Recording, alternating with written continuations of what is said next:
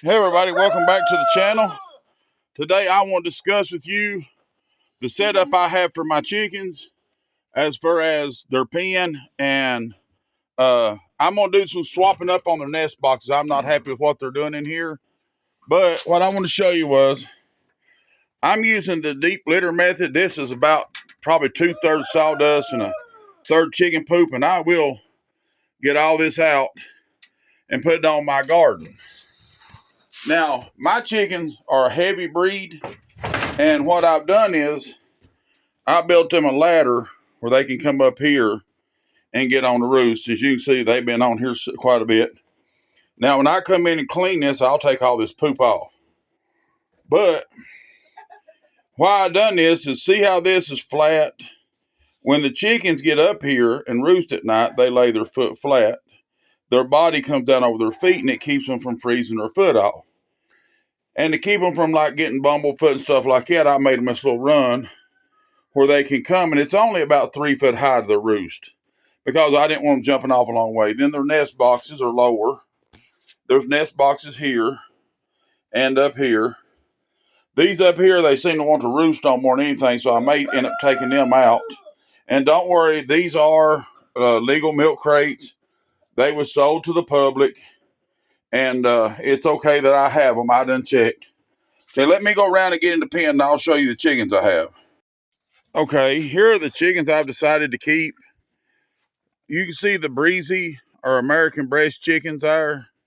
Here's a little hen. The little hens finish up about 8 to 10 pounds a piece.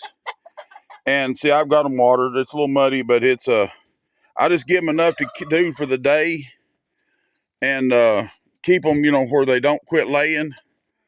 Then I have the black giant chickens.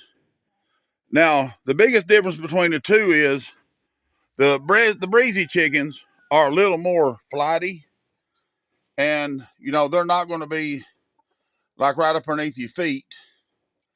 And the black giants are a little tamer and a calmer chicken. They're just like gentle giants. Now I have one little hen right here in the middle. If you look right there in the middle, she's a little Easter egger hen. And that was one of the first chickens I started out with. She's got to be probably 8 or 9 years old. And she lays every day. I can't say a thing. That's the reason I keep her. She lays me a nice little bluish green egg every day. And I don't raise diddles off of her. That's eating eggs. But the black giants and the American breezy chickens, I'm going to start raising chickens off them, and I'm going to cross them to see how they do as a cross. Here's a copper Moran and black giant cross, a copper Moran and the black giant cross that I raised last year. And he's now about 10 months old, and he'll weigh almost 12 pounds. But the problem with them is they're bad to eat the other chicken's feathers. And this is the two breeds I settled down with, and decide that's what I would keep for the fact that the size of them and the temperament. I do like the temperament, and the old breezy chickens are hard to find anymore. There's not a lot of people raising them, and I wanted to kind of save as much as I could of that breed. And now they do have a little black on them. Every now and again, you have a little hen or a rooster that have just a little bit of black on them, and but they got the pretty little gray blue legs. And where they are a heritage breed, I am going to try to breed some pure stock. I'm going to take and cut this pen in two because it's like 40 foot by 12 foot, and I'm going to try to cut it 20 foot by 12 foot. And then I will put black chickens on one side and white chickens on the other side. Then I'll probably put like 2 white hens in with the black rooster, and then 2 or 3 of the black hens in with the white rooster for crosses for my meat chickens, just to see how they do. Then I will see how the females do, as they progress too.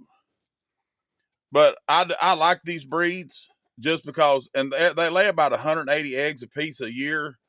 And if you here in a minute, I'll take you in the house and show you the eggs I received, or the eggs I got today, and explain to you the difference in them. But they lay a grade A large egg, and they're easy kept. Let me show you the feed. I feed them. They're here in these barrels. me move this over. That little rooster roosts on top of this barrel. Okay, this is the feed I feed. It comes from Mid-Mountain Feed and Seed. If you look, it's got cracked corn, whole kernel corn, layer pellets. It's got sunflower seeds. It's got a little bit of everything in it. And they sure do like it. And it keeps them laying, so I can't say nothing about it. I mean, they lay real good. And it's just, every bit of it's the same. I like the fact it's got a variety for them. And you can see the layer pellets and stuff in there. And they put a little bit of molasses in it. But now during the summer, I cut back on the whole kernel corn. That there don't have a lot in it. But during the summer, I pretty much cut it out because it overheats your chickens in the summer. But now, these right here, you can see right here, that is 2 backbones where I killed 2 hogs this year. And when I got all the meat I could get off of them, I throw them into the chickens and let them get the rest of the meat. And there's 2 deer here I killed, and I done the same thing with them. When I cut all the meat off them I could get, I throw them in there, and you'll be surprised, buddy. They'll strip them down to nothing, which that's a natural act for a chicken. You know, they are meat eaters, and, you know, it's good protein for them, and it's not wasting it. Okay, I'm going to walk in the house and show you the difference in the eggs, and we'll make this as short as video as we can. Okay, I come inside. This is the eggs I collected today from them. It's 15 eggs. That averages about a day. See the real dark egg right here? It's a heavy egg, and I'm going to call it a grade A large. It's a nice egg. These come from the Black Giants. And then the little lighter egg, this here's the little Easter egger hen. And this one is the little Easter egger. These here, see how they're lighter colored? And these here, see how they're a little darker than this one's lighter? The lighter ones are the breezy chickens or American breast chickens. And I've been collecting my eggs, and I've got one incubator started. I'll go in here and show it to you. I've got like 36 eggs in it. They're on day 3, I think.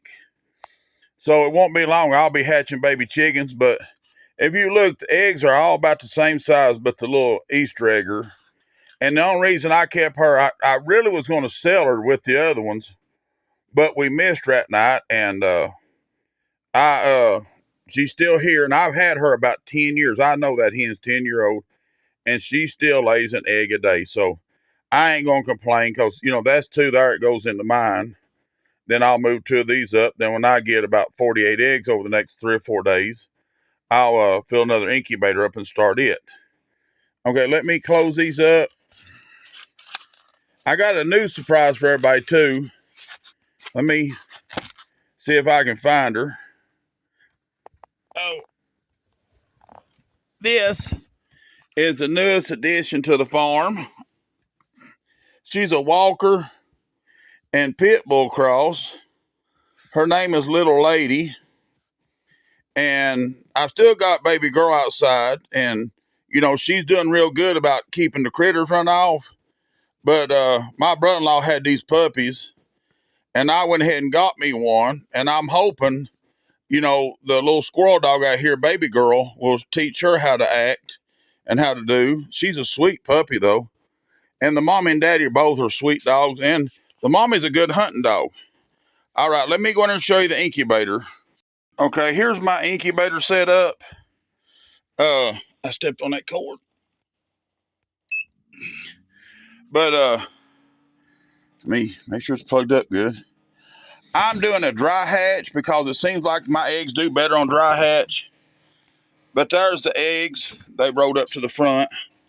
Me scooch them back just a little bit. And that way they'll be able to turn. But I've got 36 in there. That one normally holds 48. But I put them in about 3 days ago, and they'll be hatching off about the end of the month. And that'll start me off and, you know, on the run of raising chickens again. Okay, another thing I want to touch on. when you store your eggs for incubators, I don't like to hold them for more than 8 days. I hear a lot of people say 10, but I like more on 8 days. And remember, an egg has a rounded side and a pointy side. Always put your pointy side down so it can build air in the upper part of that rounder part. Because when the baby goes to hatch, that's where it gets its air.